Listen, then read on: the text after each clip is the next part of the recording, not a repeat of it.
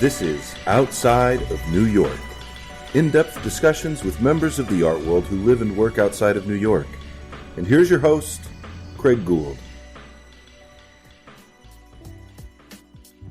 Timothy Harding is a Fort Worth-based artist who uses line, color, pattern, and repetition to create depth and space in paintings, reliefs, and sculptural installations. A native Texan, Timothy received his BFA from Texas Women's University and his MFA from Texas Christian University. He's been the recipient of both a Nasher Sculpture Center Artist Microgrant as well as a Kimbrough Fund Grant from the Dallas Museum of Art, where he is currently completing a residency in the museum's Center for Creative Connections. He is represented in Dallas by Cris Worley Fine Art. I recently sat down with Timothy at his Fort Worth studio where we discussed his residency at the Vermont Studio Center, life in college towns, grids, Xacto knives, and students who wear chaps.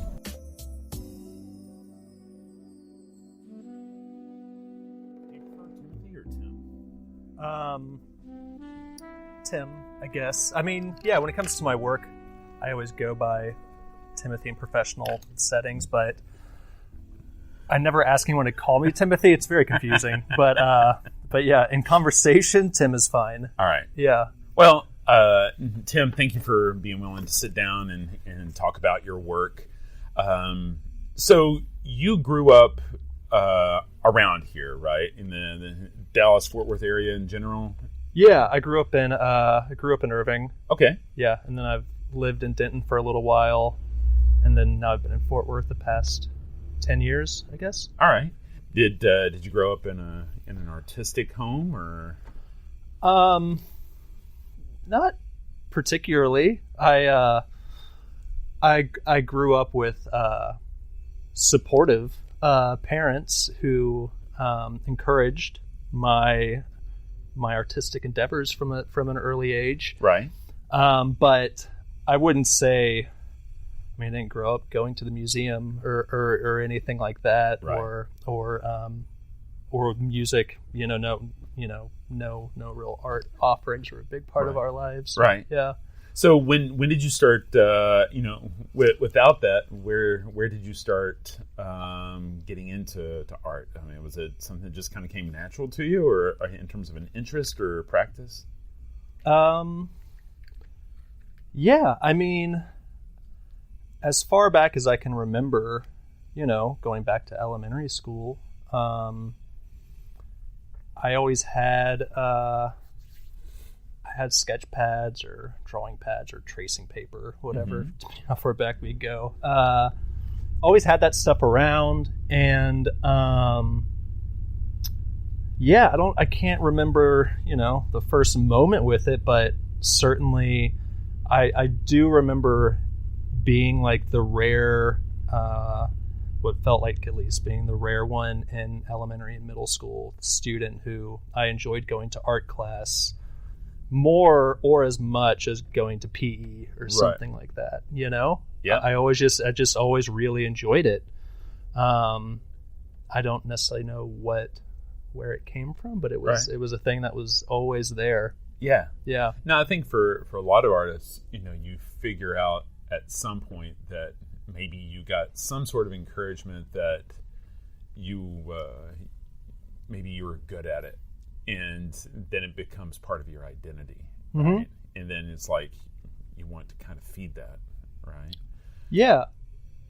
It and I don't know when I mean, it sounds weird to say like when I realized I was good at it, right? But that came later. Like, I don't necessarily remember in elementary school or in the beginnings being Right. like the really good one or anything particularly.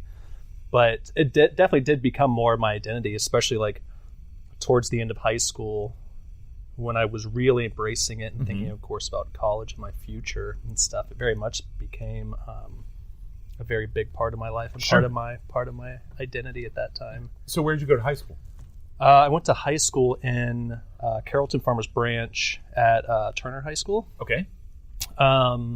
Yeah, it was a trek. The part of Irving I grew up in was this weird area that at the time there wasn't a high school. There is now a high school over there. So like Valley Ranch or something? Yeah, right outside of Valley Ranch, kind of Las Colinas area. And so anyways, it had what felt like a 30-minute, 40-minute drive to school every day, which seemed silly, especially compared to most of my friends who all lived very, very close to Right. said high school. But yeah, it was a weird area at the time. But yeah. Wow. So when you were in high school, did you do like AP portfolio or do lots of art classes or? I took so I never made it, I guess, as far as AP. Of course, I went to high school. I do remember, like, my freshman year, I took a drawing class or whatever it was. Yeah, I'm sure it was a drawing class. Anyways, so I take that my freshman year. And then maybe at that time I lost some of my motivation. So I took like a year off from taking art classes. I don't think it was until my junior year I started taking art classes again. And so I was like, just behind being able to, I think, do AP. Right. And so it was junior and senior year of high school is when I really started to get into art making. And yeah. Okay. And so then it's time to go to college, and eventually you wind up in Denton. I think I saw in your bio that there was like some community college that, and so Yes. So how did it progress? I mean, did you know coming out of high school that it was art that you wanted to pursue, or were you still kind of figuring all that out? So when I was finishing high school, I definitely had an interest in art. Just like coming out of high school was drawing. Actually, I'd never painted before.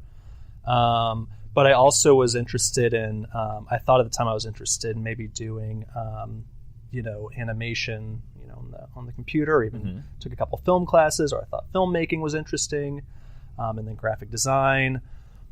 And I come out of high school, all those things are kind of floating around in my head as potential things. And then I went to, because I wasn't super motivated, I guess, to apply to colleges. So I didn't do that when I was a student, and it was kind of like, oh, I guess I'm going to go to North Lake. So I went to North Lake College in Irving, and I was like, okay, I guess I'll just go do that for a little while. So I went there, and I enrolled in art class. I took my first semester, I took like a basic design class, I think, and then I took a graphic design class because I was like, oh, I need to do something practical or whatever I want to do something art related, and quickly realized that I wasn't interested in graphic design. I didn't like the parameters of it, having to essentially, make what other people want you or directing you to do, or having to make them happy, I guess. So anyways, I realized that was not an interest to me. Right. And then I was like, okay, so I just kind of dove into taking just drawing classes, and then eventually a painting class. And just more fully kind of embrace without even having a clear outcome. I was like, no, I just want to do these art classes. What I want to do. And I did.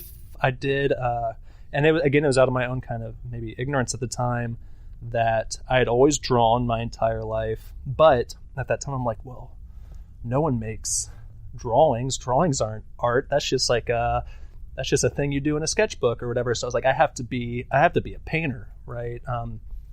And so that's when I kind of forced myself to start taking painting classes. And I mean, I guess I'm very much making paintings right now in my own work, but it was, I don't know, it was a strange kind of forcing myself Sure. to do this thing. Yeah, and there's a lot of stuff we can jump off there in terms of, why do we have to put ourselves in sort of a silo inside of being an artist? Or, but going a little bit further back on what you said, I find it interesting that I feel like a lot of artists are told, at that point, hey, you need to find something practical, and they are kind of gravitate towards graphic design, but just because you're artistic doesn't necessarily mean that you have the right brain or sensibilities for graphic design. I think a lot of I know personally at one point I thought, oh well, graphic design's a perfect fit, and then I'm like, wait a minute. This seems way too painful. It doesn't seem to be as easy as I thought it would be, given an artistic background. There's something, the brain of the graphic design expert is a little bit different than So I've known plenty of people who they I guess thrive in that way of working, and they love it, and which is great. And maybe I also just realized at a certain point that I'm like too much of a control freak or something to well, I mean, if you think about it, it's like every project is a commission, and commissions can really suck the life out of you, because you're really not making something according to your you don't have 100% control of the end product, because at the end you really need to be making the customer happy. Totally. Right. Absolutely. And so you go to North Lake. Mm-hmm. You fight the urge to draw and commit to doing more painting. And then you wind up at some point making it up to Denton, to TWU. And tell me about that experience. I've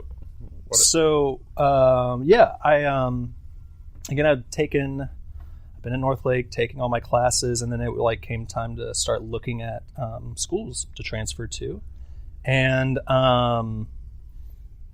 for a variety of reasons, I wasn't looking to go far. And so, I looked at all the area schools, and some of the faculty members at TWU would, or at North Lake, should I say, were, telling me about the schools and what the programs were like. And one of them told me about TWU and the size of the art program. And it sounded appealing to me at the time. I was though I was firmly dedicated to my pursuits as an artist. Right.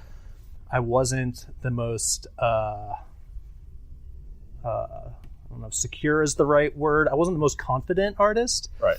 And so certain other programs in the area weren't interesting to me for a variety of reasons, the size of them, and just stories I'd heard. The reputation of them I don't think it was what I was looking for at the time. So anyways, the size of the program at TWU, and I go up there and saw that at the time, the undergraduate painting majors, very quickly you get your own kind of dedicated studio space, which is pretty unique for an undergrad to have. So that was a big selling point on it. And so I just ended up deciding that TWU would be the place to go. And great.